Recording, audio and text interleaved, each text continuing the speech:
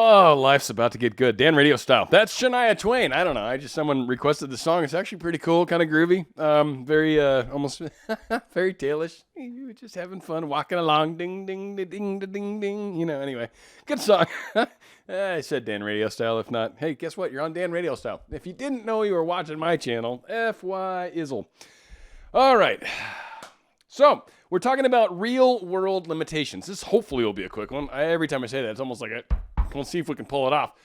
Should be quick in that real-world limitations. A lot of us do this to ourselves. We put these beliefs, these structures, these things that hold us back.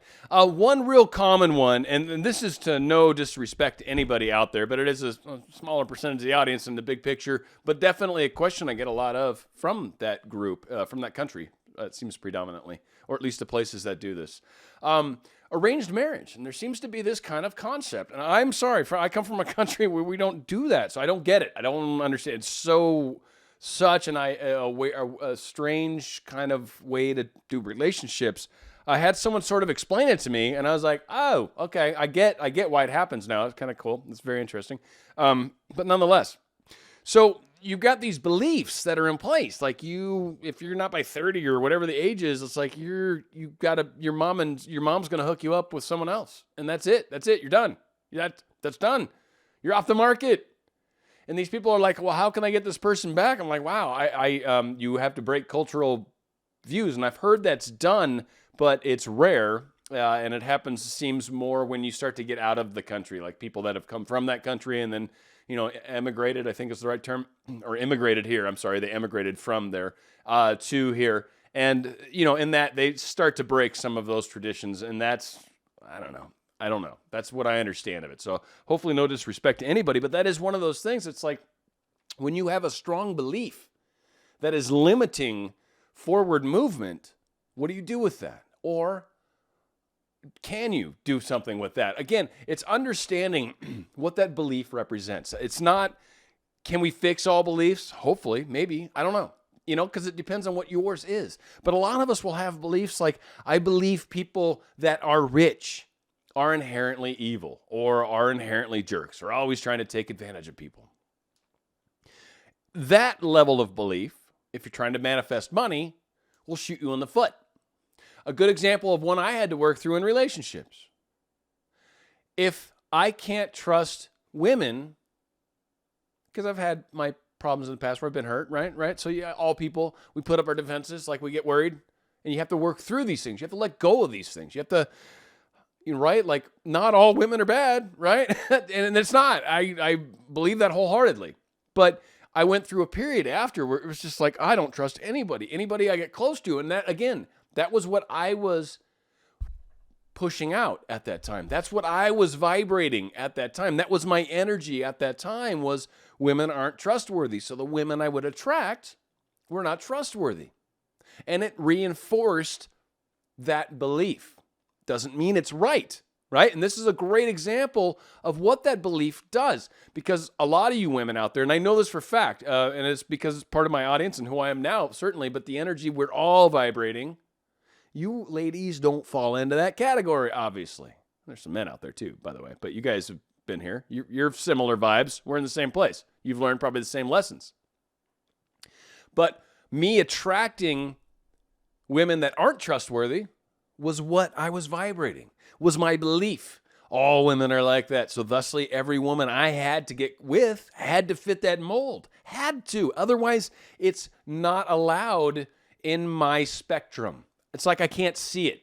You know how like light, you shine it through a prism and it breaks into 7 colors? Well, it breaks into an array of colors, but 7 primary colors, Roy G. Biv, red, orange, yellow, green, blue, indigo, violet, right? The 7 colors through the prism.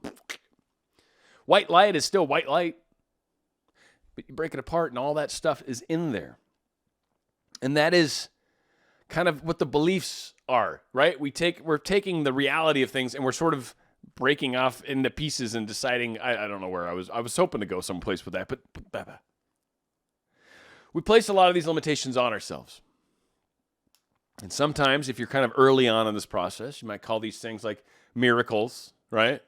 Or we might call them some sort of, random happenings, happenstance, haphazard, I said on another show. I like these things where it's just, it's coincidence. It's another great word. It's funny as coincidence to me, and this is, again, I've said this in other shows as well, but it's something I don't think I can say enough. I'll probably say it a bunch, and I'm going to start to try to make it one of my mantras, if you will, even. The word coincidence is funny to me because it's a word that's meant to take another word, sign, indication, symbol, signifier, like these other things that we generally ascribe to, like, I wonder if that's kind of telling me something else, like the universe is talking to me, right? To some sort of other word that, like, is supposed to mean something completely different. And I laugh at it because I get what they mean by it, like, it's totally random. All right, whatever. Then even more so cool, this random thing happened while I was also thinking about this other thing, which makes it almost a double coincidence, right? Like, it's like, it's coincidental. This thing happened that seems to tie in perfectly that you're calling a coincidence because I like it over here because of this thing. But I've actually been working on this big picture, and this still ties into that. Wow, it's a coincidence on top of a coincidence on top of a coincidence. It's amazing how coincidences work.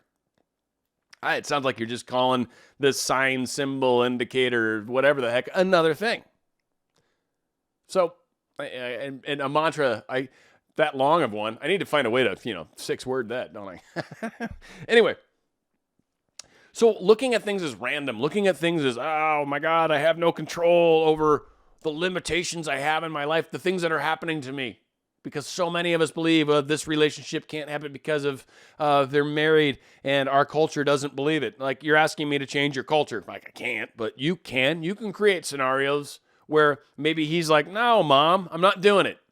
Right? Like, maybe you have manifested the one guy, like, we're running away to America where you don't have to do that. Or we're running to England or Britain or whatever. We don't have to believe that. But realizing that we have control over what we believe. We choose to believe that. Now, maybe it's told we should believe it. Maybe we've got books that suggest we believe it. Maybe our parents say we have to believe it. Maybe our religion says we have to believe it. But believing is still your choice. I believe a lot of crazy stuff too. Believe in UFOs. Makes me a little wacky-do, right? Crazy. Believe in them little, I don't know, they probably talk and stuff, but whatever. Those are the funny ones, right? The one, they got like tentacles. Anyway, my problem. Someone else's, no, because I don't talk about it. Exactly. Our beliefs shape our view of the world. And if something's not possible because of what we believe, then you can't do it. Can't. You can ask me, can you do it? Yeah, you can do anything you want, really. I mean, you really can. I mean, there's, 99% of the time, you're probably going to pull off what you set your mind to do. There might be some depending, like what you're trying to do.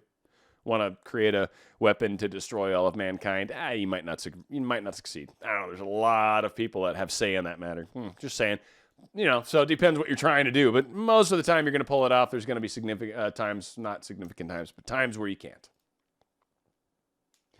So our beliefs change our worlds. And the cool thing for a lot of us, when you believe in miracles, when you believe you can accomplish the wildest imaginations that I've had, the wildest thoughts I've had, the wildest visions of the best version of the highest vision of myself. I think Neil Donald Walsh always says that the highest version of the best version of the highest vision you've ever held about yourself.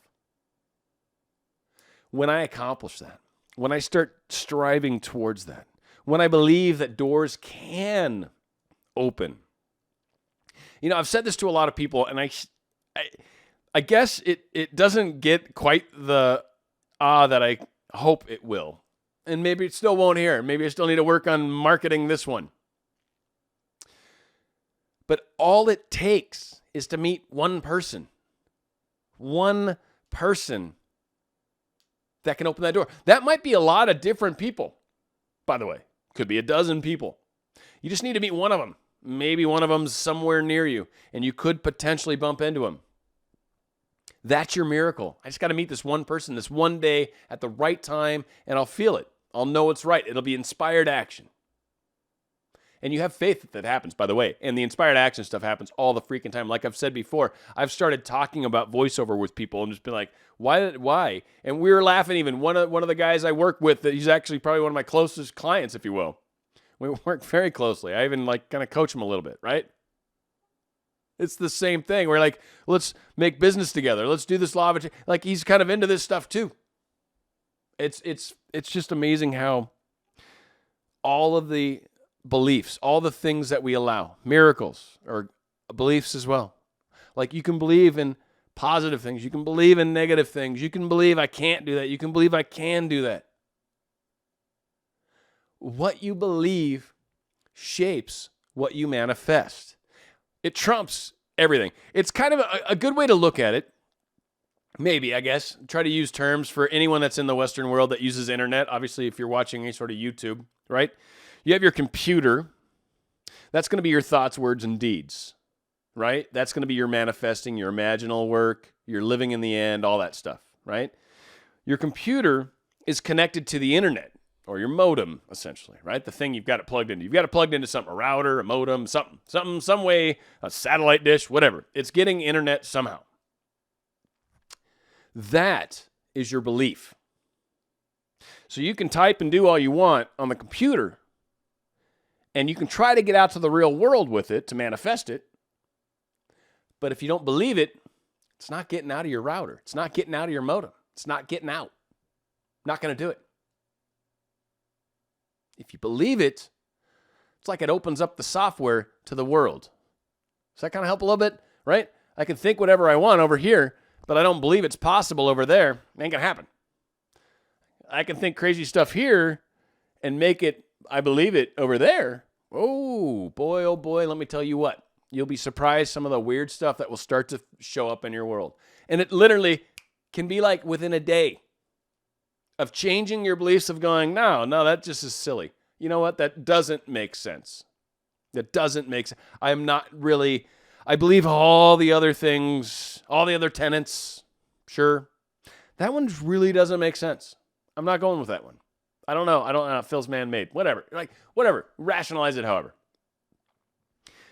Everything can change that quickly. The second you finally let go of things, things that your parents taught you that really aren't, you question, you're like, really? Is that true? Like, are all postmen horrible? I don't know. Just making up something. Right, if you're a postman, I'm sorry. I don't know why dogs hate you, though. Is it a fear with dogs? I always wonder about that. It's like they know. Like the postman. Gotta hate the postman. How the hell do dogs know? Like, is it the uniform? Is there something about your uniform that is dog unfriendly? What is up with that? That is so strange to me. Unless it's a fear thing that male men have, or male people have. And I don't want to say male as in they're the male sex. They're male people as in they deliver the M-A-I-L. Male people. Anyway, dogs, male people don't seem to. The dogs are like, rah, rah, rah, bite me. And the male people are like, I've got mace, I'll kill you. You're right. So it's a beautiful thing. Anyway, I'm getting off topic as always. Miracles, all these things, beliefs. It's us, man. It's us holding ourselves back. It's us letting ourselves go. It's us opening up the world. What do you want to do? I don't know. It's your call. It's a beautiful thing, and it's great how it works out that way. Blah, blah. We're going out with Justin Timberlake. And I've done this song before, but I'll tell you what, I love this song. It's an amazing song. Can't stop this feeling. If this doesn't make you want to dance, you're dead inside. Your soul, it's just wiggling. It's like, and you don't want that to happen to your soul. Let your soul be free. Justin Timberlake. It's Dan RadioStyle. Ooh, it's something magical. It's in the air, it's in my blood, it's rushing on. I don't need no reason, don't need control. I fly so high, no ceiling when I'm in my zone. Cause I got that sunshine in my pocket, got that good soul in my feet. I feel that hot blood in my body when it drops. Ooh, I can't take my eyes off it, moving so phenomenal.